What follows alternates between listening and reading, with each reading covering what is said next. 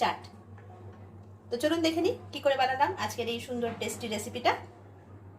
আজকে আমি শশার চাট বানাবো। কোনো আগুনের দরকার পড়বে না, নন ফায়ার একটা রেসিপি। তার জন্য আমি নিয়ে নিয়েছি একটা গোটা শশা, টমেটো, পেঁয়াজ, কড়াইশুঁটি, একটু বড় ছোলা আর একটু মটর।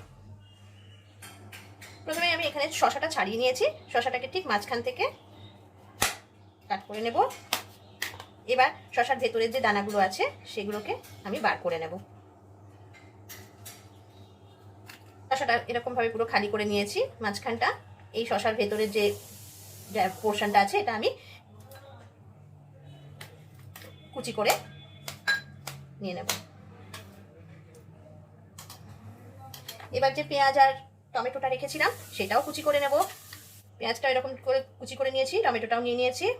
এবার শশাটা যে বাটিতে টুকরো করে রাখলাম তার মধ্যে পেঁয়াজটা দিয়ে দিচ্ছি, টমেটোর কুচিও দিয়ে দিলাম, আর এখানে যে কড়াইশুঁটি আর ছোলা মটরগুলো রেখেছিলাম সেগুলো এর মধ্যে দিয়ে দিলাম। এবার এর মধ্যে এক এক করে আমি মশলা মেশাবো। প্রথমেই দিলাম নুন, আন্দাজ মতো নুন দিতে হবে। এরপরে একটু দিলাম চিলি ফ্লেক্স, এরপরে একটু গোলমরিচের গুঁড়ো দিলাম। এবার ভাজা মশলার গুঁড়ো দিয়ে দিচ্ছি। এবার সব কিছুকে ভালো করে মাখিয়ে নেব। একটু লেবুর রস দিয়ে দেব।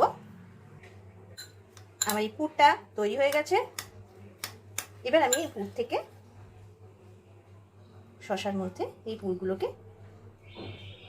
দিয়ে দেব।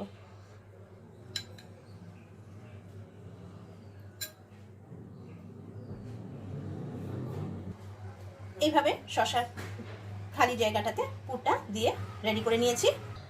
শশার চাট রেসিপিটা একদম তৈরি। এরপরে এর ওপর দিয়ে একটু গুঁড়ো ঝুরি ভাজা ছড়িয়ে দেব। খুব সহজেই হয়ে গেল আজকে আমার রেসিপি শশার চাট। না আগুন না গ্যাস, নির্ঝঞ্ঝাট নন ফায়ার রেসিপি।